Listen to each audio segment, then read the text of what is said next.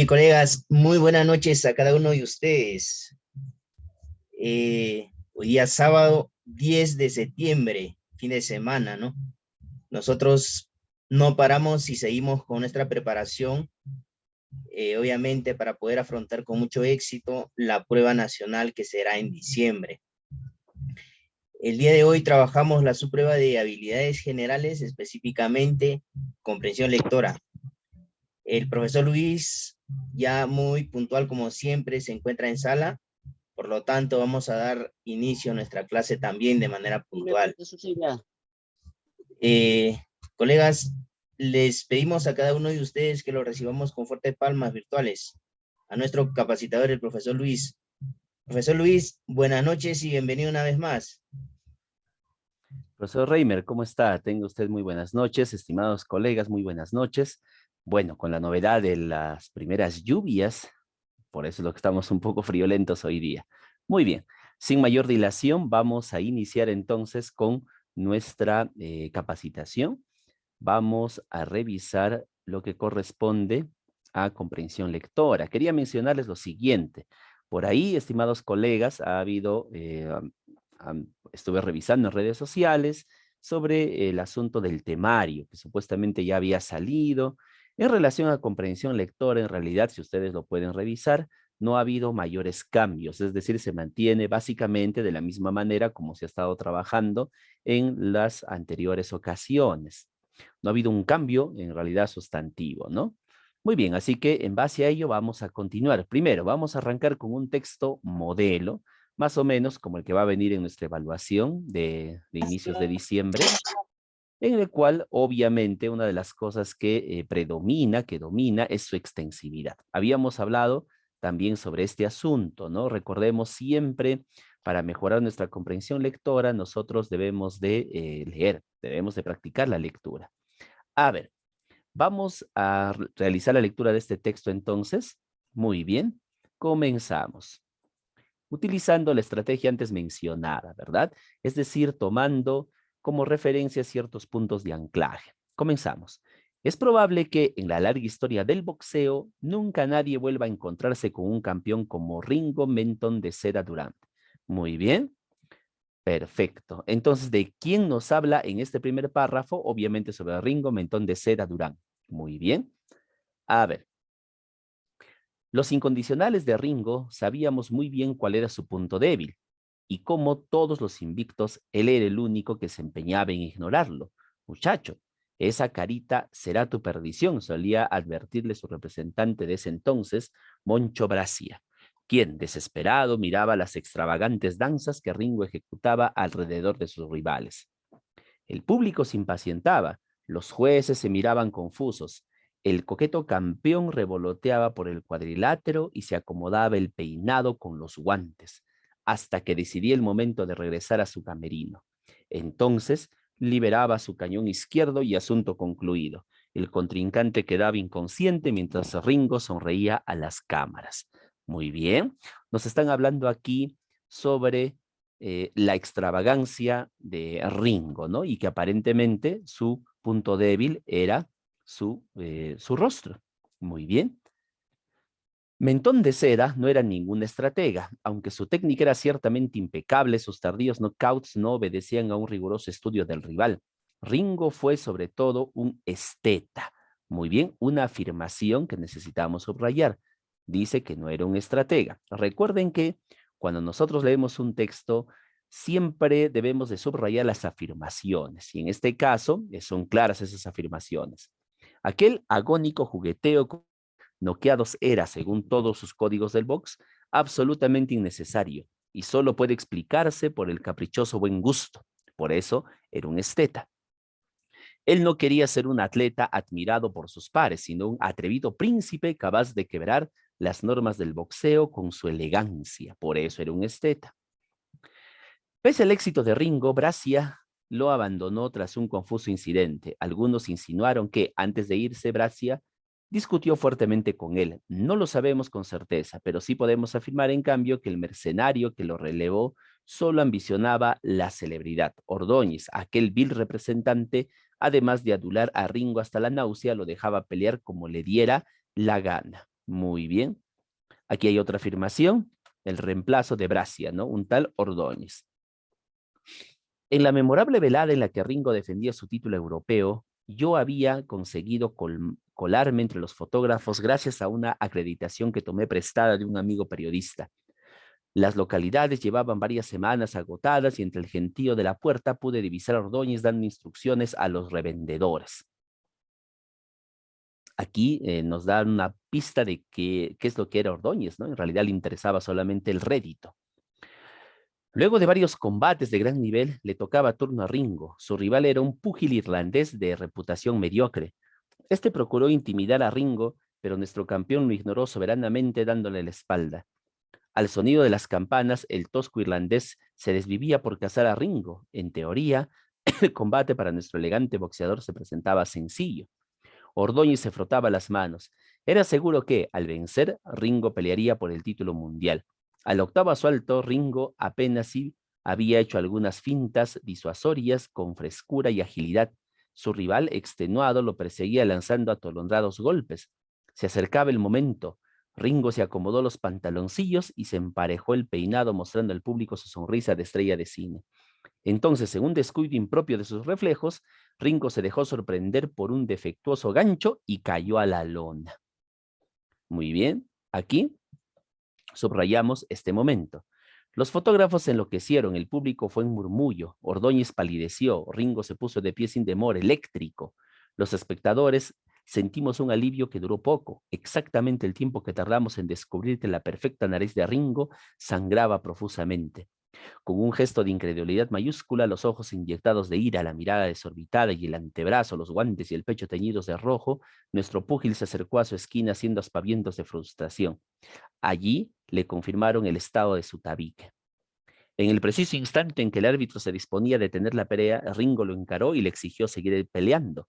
El árbitro estaba firme, pero ante el rabioso empuje del público reanudó el combate. Inmediatamente Ringo se abalanzó sobre su rival como una tormenta y le conectó dos cruzados consecutivos, un hondo gancho bajo y un zurdazo a la mandíbula que dejó inconsciente al pobre irlandés por varios minutos. El público miraba sorprendido a Ringo. Había atacado con una violencia insólita. Muy bien, también subrayamos aquí ese cambio que se da. ¿Por qué lo subrayamos? Porque obviamente aquí hay una disociación en relación a lo que se ha mencionado en relación a Ringo, ¿no?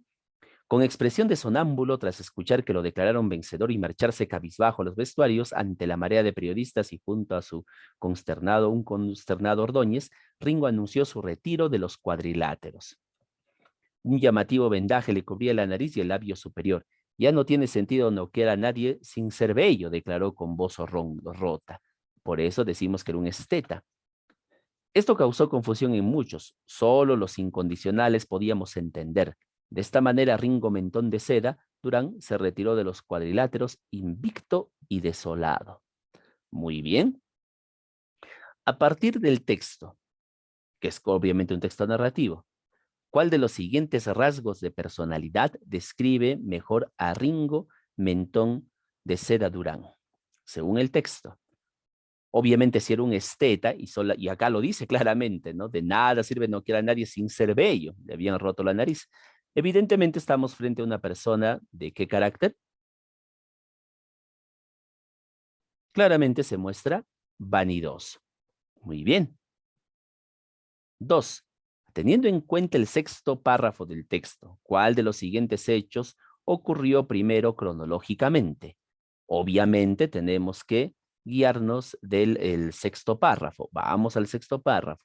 A ver, ¿qué es la descripción del combate, no? 1, 2, 3, 4, 5 y 6. Muy bien, aquí está. ¿Cuál ocurrió primero? Aquí está la descripción del combate, ¿no? Muy bien. A ver, luego de varios combates le tocaba el turno a Ringo. Muy bien. A ver, ¿cuál ocurrió primero? A. Ringo regresó a su esquina realizando gestos de frustración. Eso ocurrió al final. B. En el cuadrilátero, Ringo ignoró a su contrincante dándole la espalda. Claro, eso ocurrió casi al inicio, pero vamos a ver. Mostrando su sonrisa de estrella, Ringo se emparejó el peinado. Eso ocurrió durante la pelea, cuando ya pensaba noquearlo, ¿no? Obviamente, esta es una pregunta literal. La respuesta vendría a ser la B. Sencillo, ¿verdad? Siempre, estimados colegas, no olviden verificar o comparar su respuesta. No hay que confiarnos, no hay que confiarnos. Vamos a ver con la 3. Teniendo en cuenta las acciones de los representantes de Ringo, el primero ya sabemos que fue un poco mejor, ¿no? Mientras que el segundo Ordóñez solamente ambicionaba dinero. ¿Cuál de las siguientes afirmaciones sería verdadera? A diferencia de Moncho Brazia, Ordóñez consiguió que Ringo Mentón de Seda saque a relucir su verdadero potencial para el combate. No, le dejó hacer lo que se le diera la gana y solamente le importaba las ganancias, ¿no? Así que este no puede ser. Moncho Brazia consideraba que Ringo Mentón de Seda le atribuía mayor importancia al cuidado de su rostro que al boxeo, y por eso decía que este rostro tuyo va a ser tu perdición, le decía, ¿no? Ya, esto puede ser, pero vamos con la C. Antes de su última pelea, Ringo Mentón de Seda planificó deshacerse de su representante Moncho Brazia. No lo sabemos, en realidad ahí dice que no sabemos qué es lo que sucedió exactamente, ¿no? Por lo tanto, y de manera muy clara, la respuesta vendría a ser la B. Listo. 4. ¿Por qué los espectadores se quedaron sorprendidos luego de que Ringo noqueara al irlandés? En el texto nos indican que les sorprendió que Ringo se comportara de una manera tan violenta. Es más, lo hemos subrayado, ¿no? Había atacado con una violencia insólita. Por eso es tan bueno subrayar esas afirmaciones. Claro, la respuesta sería la C. Y según el texto, ¿por qué Ringo Mentón de Seda se dedicaba al boxeo? Según el texto, por lo menos. A ver, vamos a ver. Muy bien. A ver, ¿qué es lo que hacía? Esto es una pregunta literal, ¿eh? Literal. A, ¿por qué quería desafiar las reglas del boxeo con sus atrevidos movimientos y elegancia? Bueno, sí lo dice literalmente al inicio, pero a ver, vamos a ver, la B. Porque quería mostrar que las estrategias eran inútiles. No, el hecho de que él no tuviera estrategias no quería decir que las estrategias fueran inútiles. Son dos cosas distintas. Descarto la B. Porque quería obtener el título mundial de boxeo sin sufrir una sola derrota. No, no nos consta tampoco. Solamente decimos que al final se jubiló, se retiró sin ser noqueado, ¿no? E invicto. Muy bien, colega Elizabeth. Sería la A, ¿no? Muy bien. Bueno, sí, sí, en realidad lo dice al inicio. Además era un esteta, pues por eso, atrevidos movimientos extravagante, y era un esteta elegante. Muy bien. Listo, colegas. Así de sencillo. Les aseguro que en el examen también va a seguir el mismo patrón, ¿ya? No olviden que la mayor parte siempre, si nosotros queremos responder a preguntas de este tipo, ya sea un texto narrativo o un texto expositivo, siempre debo de ubicar el tema. Tengo que subrayar el tema, luego las ideas principales o la idea principal. Tengo que lograr comprender el texto y para comprenderlo, obviamente tengo que subrayar las afirmaciones primordiales. Pero como siempre les digo, de nada vale si es que no practicamos la lectura, ¿sí? Hay que estar siempre pendientes del tema de la lectura. Muy bien, para ello vamos a continuar revisando algunos textos más. No son suficientes los textos que vemos aquí, ya depende mucho de ustedes el leer frecuentemente cualquier tipo de textos. Ya hay que darnos tiempo, siempre hay tiempo para todo. Muy bien. A ver, vamos a ver. Ah, no, perdón, disculpen, no era este el texto. Un momento, colegas. Un momento, ¿ya? Ujú. A ver, un momento, colegas.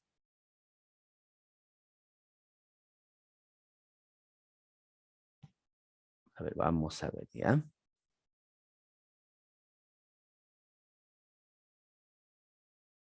Mm, Ah, ya, no, sí, sí, sí era el texto. A ver, yo me he confundido. Un momento, colegas. Ya, ahora sí. Listo, compartimos el texto entonces. Muy bien, perfecto. Aunque, a ver. mm,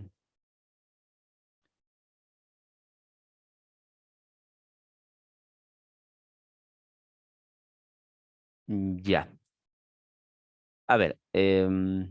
Vamos a ver. Este texto, el texto número 1, ya lo habíamos visto, ¿verdad, colegas? Ya habíamos revisado en una ocasión el texto 1, ¿lo recuerdan? Era un texto descriptivo. Ya, bueno, Vamos a soslayarlo, en realidad ya lo habíamos revisado en anteriores oportunidades. Vamos a revisar ahora el texto número 2. A ver, listo. Muy bien, prestamos atención. A ver, cuando el médico prohíbe al paciente ingerir determinados alimentos, nadie piensa que le tiene odio ni que, si de verdad lo quisiera, le permitiría disfrutar los manjares prohibidos. Muy bien, aquí nos hablan sobre quién, sobre el médico y su relación con el paciente. Entonces subrayo esta afirmación. Muy bien, hasta aquí. Todo el mundo comprende que el doctor aconseja al enfermo apartarse de esos placeres simplemente porque desea que recupere la salud. Sin embargo, cuando se trata de política social, las cosas cambian extrañamente. En cuanto el liberal se pronuncia, aquí ya miren, esta parte solamente es un introito, ¿no? Parecía que nos hablara sobre el médico, pero aquí ha habido un cambio. Nos habla sobre política social. En cuanto el liberal se pronuncia contra ciertas medidas demagógicas porque conoce sus dañinas consecuencias sociales, inmediatamente lo acusan de enemigo del pueblo, mientras se vierten elogios y alabanzas sobre demagogos que abogan por medidas que a todos gustan sin comprender sus inevitables prejuicios. Muy bien, entonces aquí el autor claramente está mostrando su crítica hacia los demagogos o hacia las personas que vierten sus elogios y alabanzas a los demagogos y critican a los liberales, ¿no? Muy bien. Política social, hasta ahora es el tema. Los médicos solamente han sido una introducción para hablarnos de esa diferencia. La actividad racional se diferencia de la irracional en que implica momentáneos sacrificios. Muy bien, afirmación contundente. Esto obviamente deriva en relación a lo que nos ha mostrado aquí en torno a la política social, ¿no? Lo liberal estaría relacionado con una actividad racional, mientras que lo irracional estaría ubicado dentro de la demagogia. Muy bien. No son estos sino sacrificios aparentes, pues quedan ampliamente compensados por sus favorables resultados. Quien renuncia a ingerir delicioso pero perjudicial alimento efectúa provisional aparente sacrificio. El resultado de tal actuación, conseguir la salud, pone de manifiesto que el sujeto no solo ha perdido, sino que ha ganado. Muy bien, eso es la actividad racional. Para actuar de tal modo se precisa, no obstante, advertir la correspondiente relación causal. Es decir, para actuar de esta manera necesitamos saber la causa. Y de esto se aprovecha el demagogo. Ataca al liberal que sugiere provisionales y aparentes sacrificios acusándolo de enemigo del pueblo, carente de corazón, mientras él se erige como el gran defensor de las masas. Sabe bien cómo tocar la fibra, el demagogo sensible del pueblo, cómo hacer llorar al auditorio describiendo tragedias y de esa forma justificar sus planes. El texto entonces ha tenido como introducción hablarnos sobre los médicos, los pacientes, a manera de símil comparación para hablarnos de lo que en realidad sucede en la política social, cuando es todo lo contrario, ¿no? Y específicamente el texto nos habla sobre los liberales y los demagogos. El autor claramente tiene una inclinación hacia la política social liberal. Claramente, a quien califica incluso de actividad racional que implica momentos de sacrificio. Sin embargo, el demagogo se aprovecha de esto y sabe que tocar esa fibra sensible del pueblo, ¿no? Muy bien. Para darles a entender que no hay necesidad quizá de esos aparentes sacrificios. Muy bien. El autor defiende fundamentalmente los diagnósticos de un médico. Bueno, eso es solamente un ejemplo. Una demagogia, no, para nada. Él está en contra de los demagogos. Claramente él está en contra, a favor de los liberales. Así que nos queda lo que los liberales proponen, unos sacrificios aparentes que con el tiempo se vuelven en realidad en ganancias. La respuesta en la 6 es la C. Vamos con la 7. La prohibición de la ingestión de deliciosos manjares. ¿Qué vendría a ser?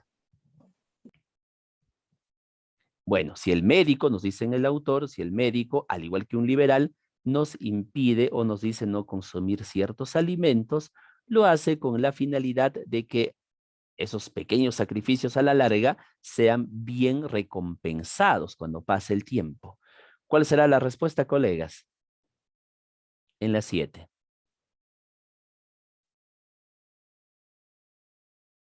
Bueno, es bastante obvio, ¿no? Un aparente sacrificio muy bien compensado.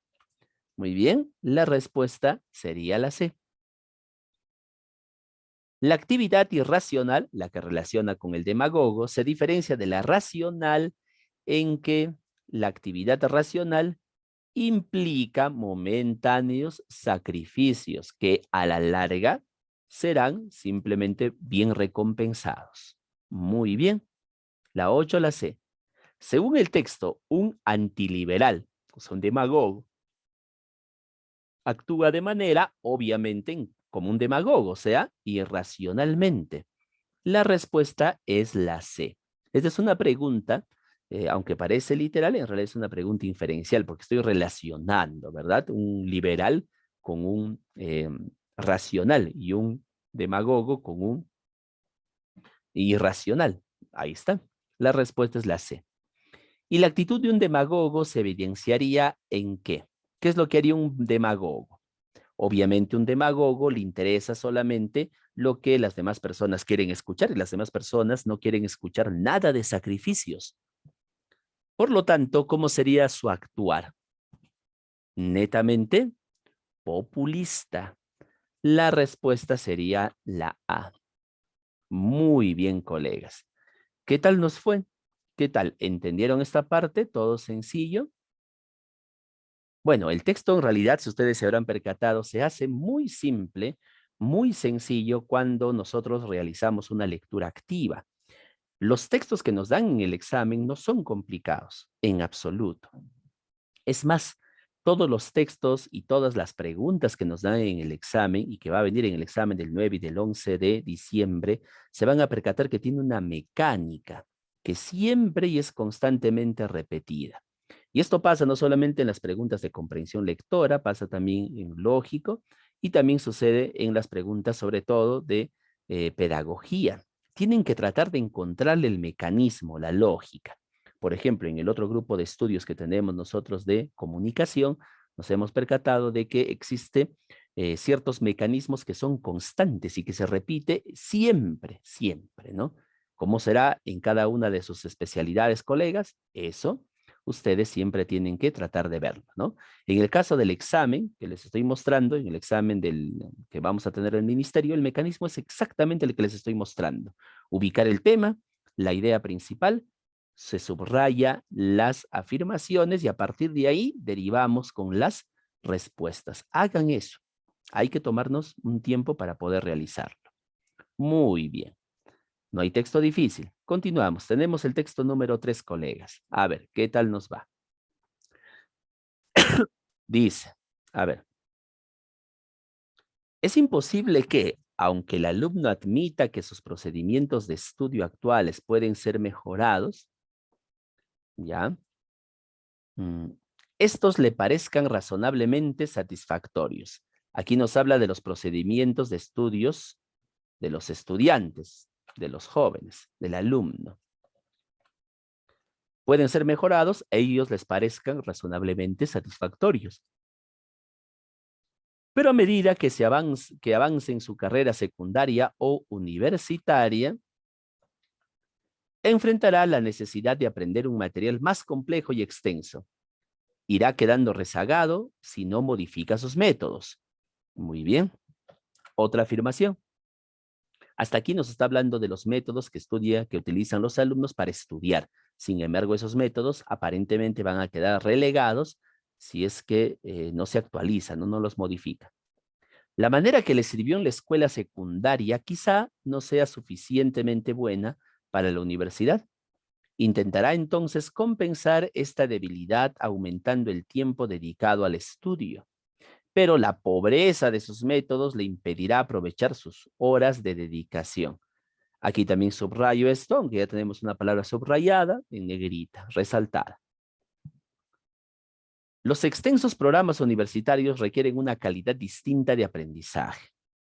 Otra afirmación, que esto va obviamente a exigir a los estudiantes, al alumno, a cambiar su método. La memorización simple ya no será suficiente. Habrá demasiado material para memorizar y el profesor no quedará satisfecho a menos que se evidencie una verdadera comprensión de los temas. La lectura cuidadosa y lenta sirve mientras se trata de materias cortas, pero en la universidad tendrá tanto que leer que necesitará imprescindiblemente un método de lectura veloz para economizar tiempo.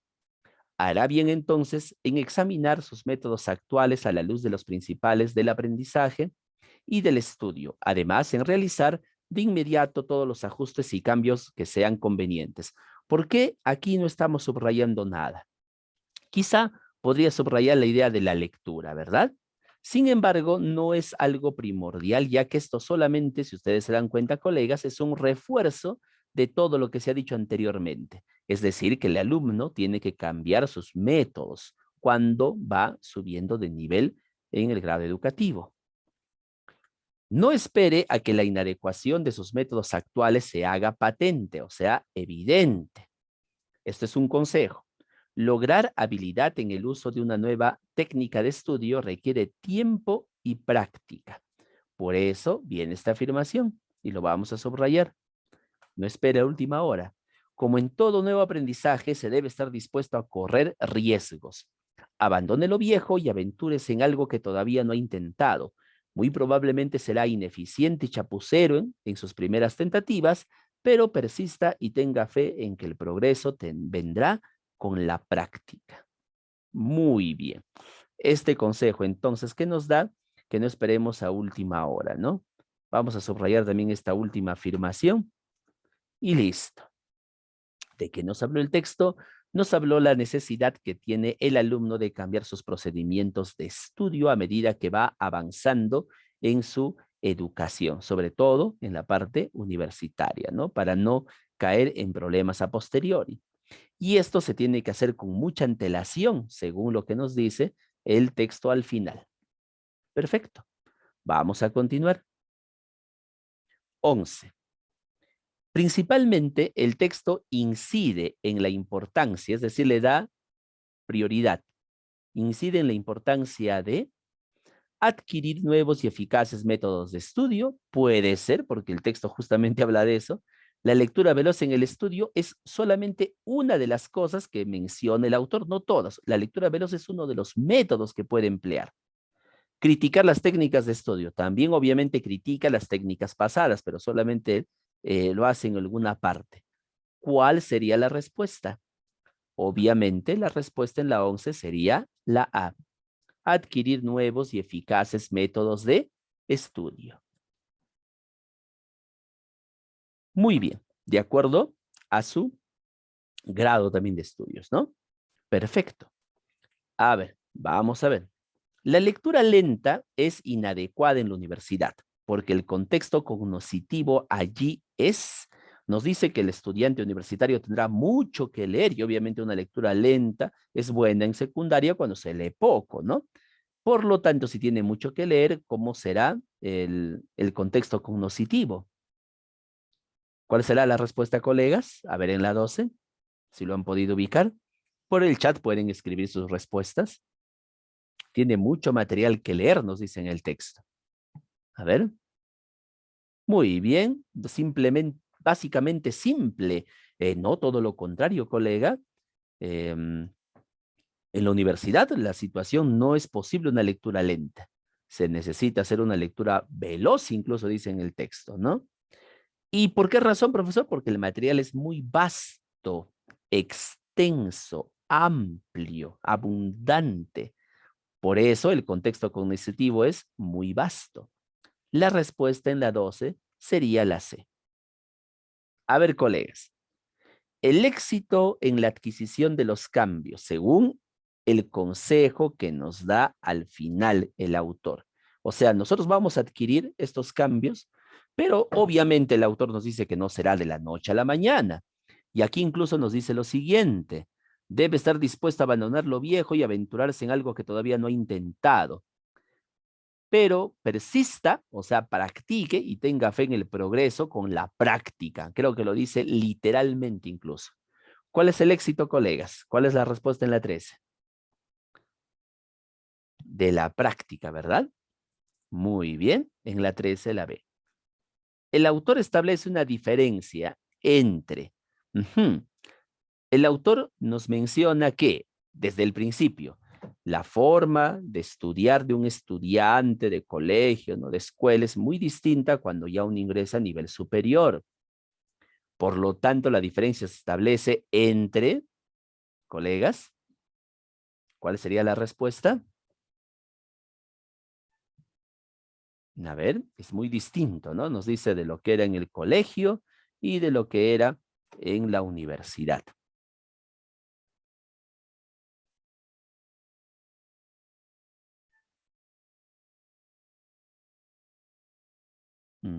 ¿Ninguna? ¿No hay respuestas, colegas?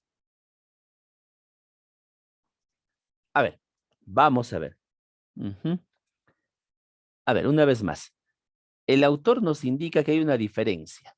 La diferencia se está dando entre lo que es el nivel secundario con respecto al nivel de educación superior, universitaria, para ser más estricto.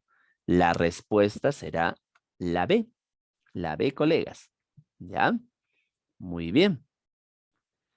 Y 15. En el texto, la palabra pobreza se puede reemplazar por no hay que guiarnos de la primera impresión. Siempre comparemos en qué contexto aparece pobreza.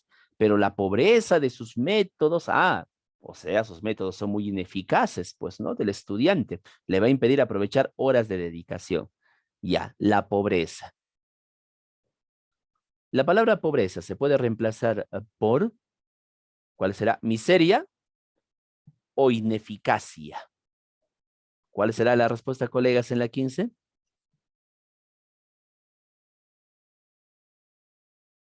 No hay respuestas. A ver, claro, colega Lady, es la A, ¿verdad? Ineficacia. Muy bien, excelente, colega Julio, excelente. Perfecto. ¿Qué tal nos fue hasta ahí? Me imagino que todo bien. Me imagino que todo bien. Listo. A ver, si se dan cuenta los textos, profesor, pero los textos son sencillos. Así va a ser en el examen. Sí, colegas, exactamente así. Si ustedes se dan cuenta, el texto es bastante explícito.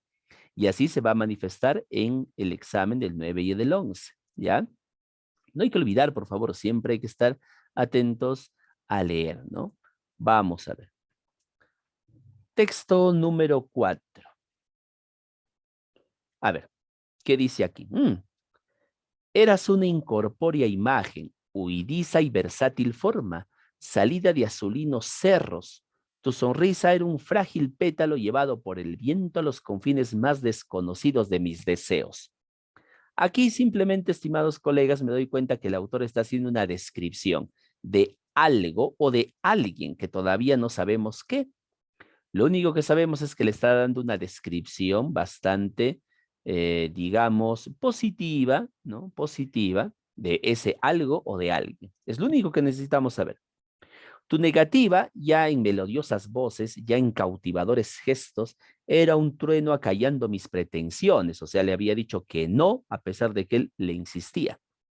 Y en mi desesperación por la imposibilidad de tocarte, mis lágrimas formaron un caudaloso río, cuyas cristalinas aguas bebían exóticos venados, tan apacibles como mi propia voluntad, y recorrían entre árboles desnudos, sin hojas, un detalle de sensualidad aquí, pero cuyos tallos eran deslumbrantes vetas de oro, pero no tan brillantes como la luz resplandeciente que cegaban mis ojos cuando tú sonreías. Muy bien. El autor está describiendo, ahora sí sabemos, a una mujer, ¿no? Podemos tomarlo de esa manera, que la describe de una manera incorpórea imagen, es decir, como una imagen alusoria, como una ilusión, ¿no? Muy bien, como una fantasía o una exageración idílica.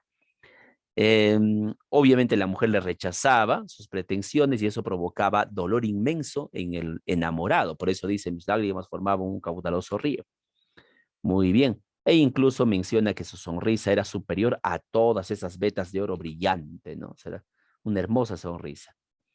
1000 cadenas de pasión me ataban a ti y tú me azotabas con tu negativa. Seguía rechazándole. Pero cuando finalmente accedías a mi invitación, el inoportuno canto mañanero de un entrometido gallo robábame la alegría de besarte. Claramente, el autor está haciendo mención aquí que todo lo anteriormente dicho es un sueño. Por eso dice que el gallo mañanero le robaba la alegría de besarle, ¿no? Cuando por fin le aceptaba a ella en sus sueños, terminaba siendo despertado por el gallo. Muy bien, listo. Ya sabemos entonces de qué trata la descripción, ¿no? Un sueño, básicamente es onírico. Onírico se aplica a lo que es relativo al sueño. Por lo planteado en la lectura, usted diría que el autor reconoce A, que ignora sus propios deseos. ¿Los ignora o los recuerda o los conoce? Bueno, en realidad sí los conocen. Estar completamente ciego de amor. Muy bien, podría ser porque el texto nos dice que sufría de pasión, pues, ¿no? De desesperación. Ya. No tener la suficiente voluntad.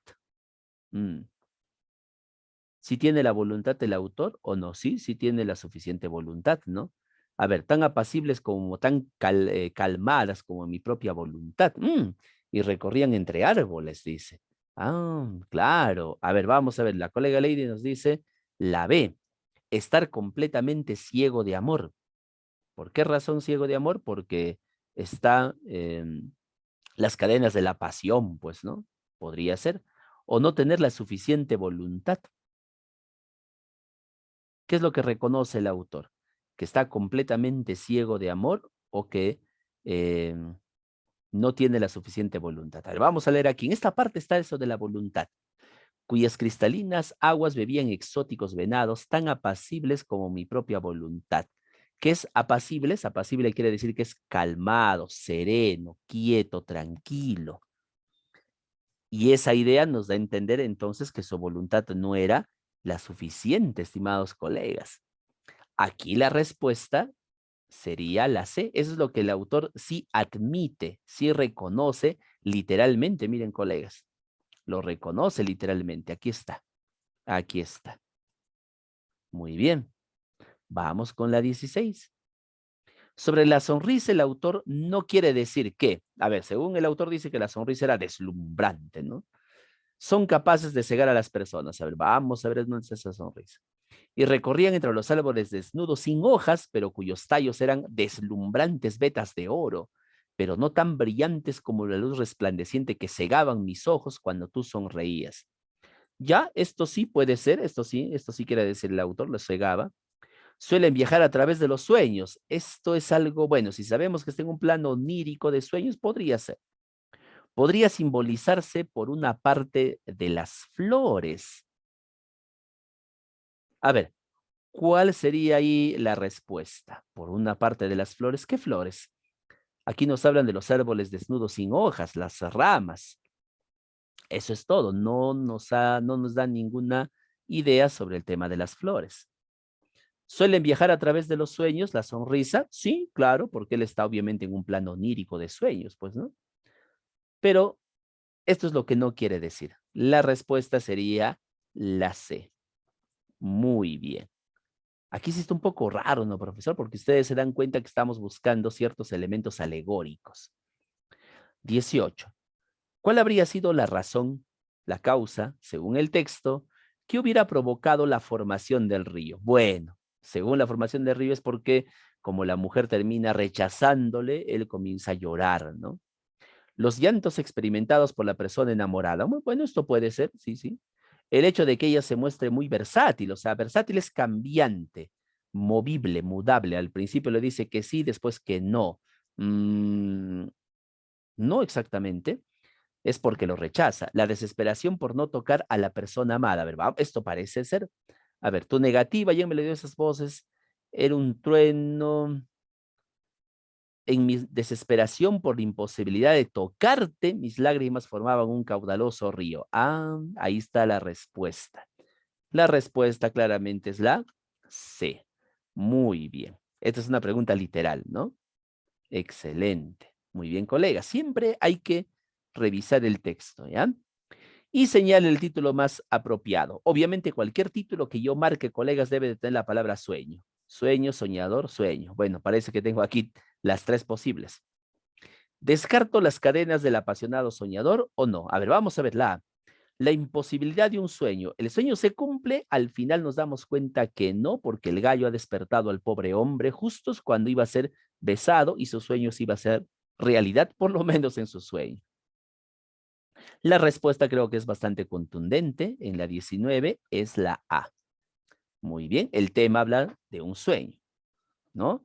Y que ese sueño aparentemente ni siquiera se cumple en su propio sueño. ¿Cómo simbolizaría el canto del gallo según el texto? Según el texto, ese gallo inoportuno, justo cuando va a besar a la mujer amada, canta y le despierta. ¿Qué sería entonces para el autor? ¿Cómo simbolizaría el gallo? Ahora vamos a leer. El canto mañanero de un entrometido gallo, un metiche gallo, me robaba la alegría de besarte. Muy bien. ¿Cómo sería? ¿Un hecho puramente casual, solamente una casualidad? ¿Como una condena a la negativa? No, porque ya le había aceptado besarle. ¿O como una gran desgracia? ¿Cuál sería, estimados colegas? A ver, en la 20, colegas, ¿cuál marcarían como una posible respuesta? Por el chat nada más pueden indicarme, ¿no?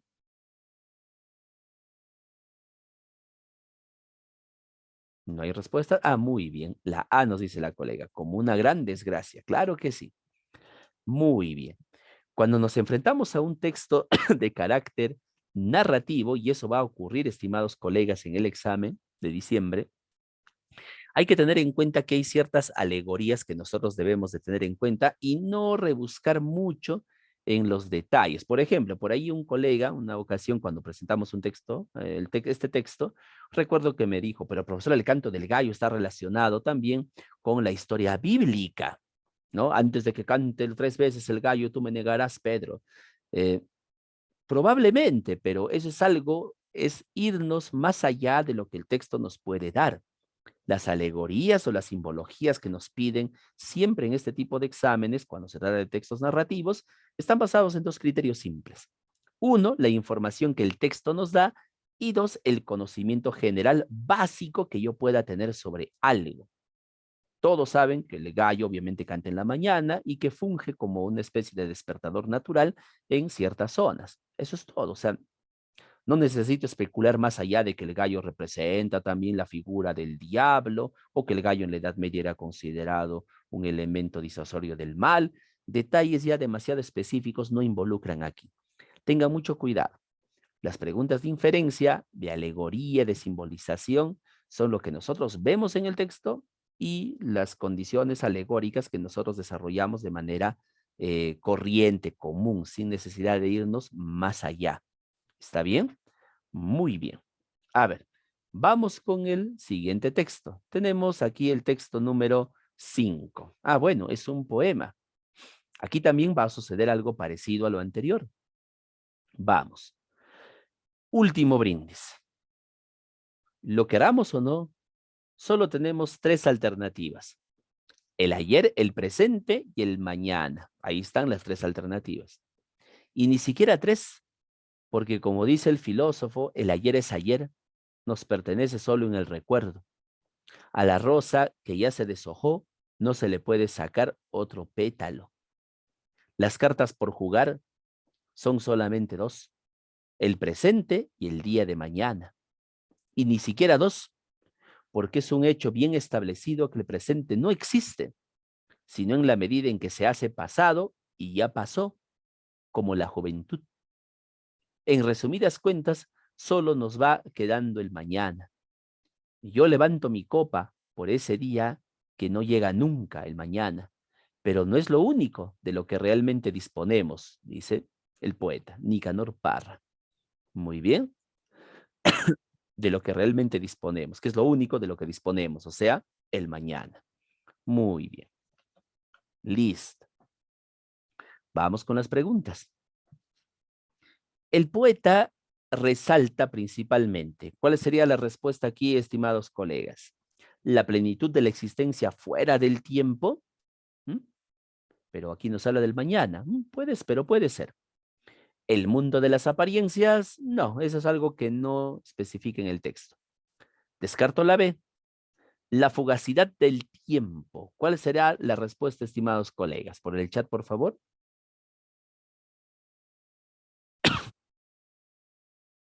¿Cuál será la posible respuesta por aquí? A ver.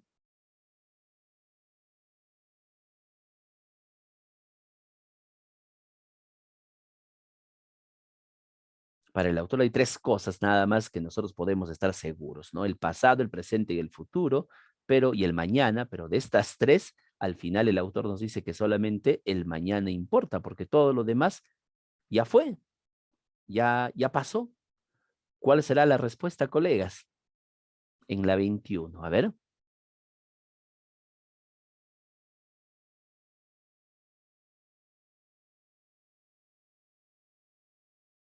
Vamos, colegas. Bueno, parece que no hay respuestas por ahí. A ver, si el autor manifiesta que el ayer ya está en el ayer, ¿no? Ya no hay nada que se pueda hacer, el hoy, que en realidad ni siquiera existe porque solamente es cuando ya es pasado, por lo tanto solamente nos toca el mañana que nunca llega porque siempre el mañana va a ser presente. Por lo tanto, ¿qué pasa con el tiempo? Básicamente nos está indicando que el tiempo es demasiado rápido, demasiado fugaz. Eso es lo que está resaltando el autor ahí. Muy bien, colega Lady, excelente. 22. Una afirmación se armoniza con el contenido del texto, coincide con el texto. A. El futuro es imposible de alcanzar en vida. B. Los seres humanos aceptan sin protestar el paso del tiempo. C. El mañana es un ideal necesario en nuestras vidas. ¿Cuál será una información que armoniza con el contenido? A ver, descarto la B porque eso es algo que en el texto en realidad no menciona. Lo descarto, no habla nada de protestar en el paso del nada, nada. Solamente me queda la A y la C. ¿Cuál sería, colegas? El futuro es imposible de alcanzar en vida, profesor, porque el mañana en realidad nunca llega. No, profesor, porque el mañana es un ideal necesario en nuestras vidas. A ver, vamos a ver qué nos dice el autor. ¿Qué es lo único de lo que realmente disponemos? O sea, del mañana que nunca llega. Claro, si es de lo único que disponemos, y el autor del texto nos dice que lo queramos o no, solo tenemos tres alternativas, ¿no? Entonces es lo único de lo que disponemos. Claro, la respuesta sería la C. Muy bien, perfecto. 23. Según lo manifestado en el texto, la juventud, ¿qué es? Es el pasado, pues lo que ya fue. ¿Qué es lo que pasa con el futuro? A ver, con la juventud. Vamos a leer, vamos a leer. Que el presente no existe, sino en la medida en que se hace pasado y ya pasó, como la juventud. Ahí está, ahí lo dice. ¿Cuál sería la respuesta, colegas? Es el presente que se ha convertido en pasado. Muy bien. Vamos a ver. 24. Es una información incompatible con el contenido del texto. ¿Cuál es una afirmación incompatible con el contenido del texto? Aquí ya no es como la 22, ¿no? Es incompatible. ¿Cuál sería aquí la respuesta? A ver, vamos a ver. De las tres alternativas, el presente es la más efímera porque no existe y encima se hace pasado. Ya puede ser eso, puede ser esa. Inmediatamente se hace pasado cuando ya pasó, cuando ya está, ¿no? Todo tiempo pasado fue mejor. No, eso lo descarto, ¿no? No hay nada nuevo bajo el sol. Aquí estamos buscando una afirmación que sea incompatible, o sea, que esté en contra. Me quedo con la A porque obviamente, no, perdón, me quedo con la A, no descarto la A porque esa sí es compatible. Me quedaría la B y me quedaría la C. ¿Cuál sería la incompatible? No hay nada nuevo bajo el sol, quiere decir que no hay nada nuevo, es decir, que todo ya se sabe, que todo ya se conoce. Y el autor está diciendo ahí que hay algo que no sabemos, que no conocemos. ¿Y qué es eso? El mañana. ¿Cuál será la respuesta, colegas? En la 24. A ver. El autor está diciendo que sí, sí, en realidad sí hay algo que desconocemos totalmente, que es el, el mañana. Eso es algo que desconocemos.